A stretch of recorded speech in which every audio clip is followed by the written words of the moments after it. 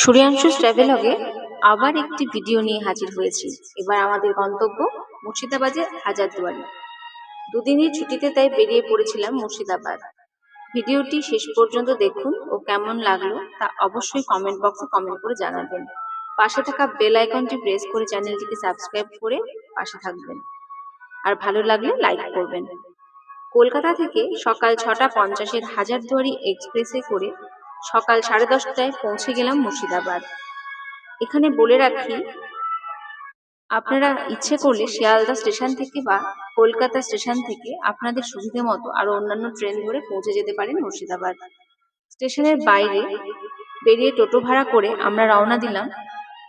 আমরা আগে থেকেই ওয়েস্ট বেঙ্গল ইউথ হোস্টেলের রুম বুক করে রেখেছিলাম। এখানে বলে রাখি, এই ইউথ হোস্টেলের লোকেশন হাজারদুয়ারি প্রাসাদের একদম কাছে।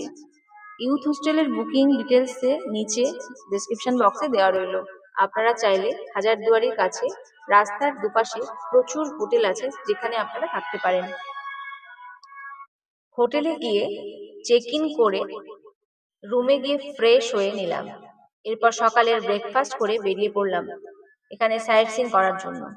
টোটো এবং ঘোড়া চালিত টাঙ্গা পাওয়া যায়। আমরা টাঙ্গা বুক করেছিলাম। এখানে বলে রাখি, মুর্শিদাবাদ হলো বাংলা ও বিহার ও উড়িষ্যার প্রাচীন রাজধানী, যা মুর্শিদকুলি খানের নামানুসারে নামকরণ করা হয়েছিল। ওই দিন টাঙ্গা করে আমরা দেখে নিলাম হাজারদুয়ারি প্রাসাদ, জাহানকোষা কামান, কাটরা মসজিদ, নিজামাত ইমামবাড়া, মির্জাফরের বাড়ি, হাজার সমাধিস্থল, জগৎ শেঠের বাড়ি, খোশবাগ, নসিপুর রাজবাড়ি, কাঠগোলা প্যালেস, মতিঝিল পার্ক। এই মতিঝিল পার্কে সন্ধ্যেবেলা লাইট অ্যান্ড সাউন্ড শো হয়, আপনারা দেখতে পারেন। এখানে আরেকটি কথা বলে রাখি, টাঙ্গা করে এই সাইট সিন করার জন্য 400 থেকে 500 টাকা নেবে, যা আপনারা অবশ্যই বার্গেনিং করে নেবেন। আরেকটি কথা যা না বললেই নয়, তা হলো হাজারদুয়ারি প্যালেস ও মিউজিয়াম দেখার জন্য অবশ্যই হাতে সময় নিয়ে যাবেন। 2 থেকে 3 ঘন্টা সময় লাগবে, তবেই ভালো করে দেখে নিতে পারবেন।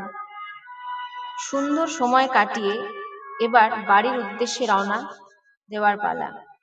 পরের দিন আবার বিকেল 5:21 হাজারদুয়ারি এক্সপ্রেসে করে কলকাতা স্টেশনে রাত 9:30টার দিকে পৌঁছে গেলাম।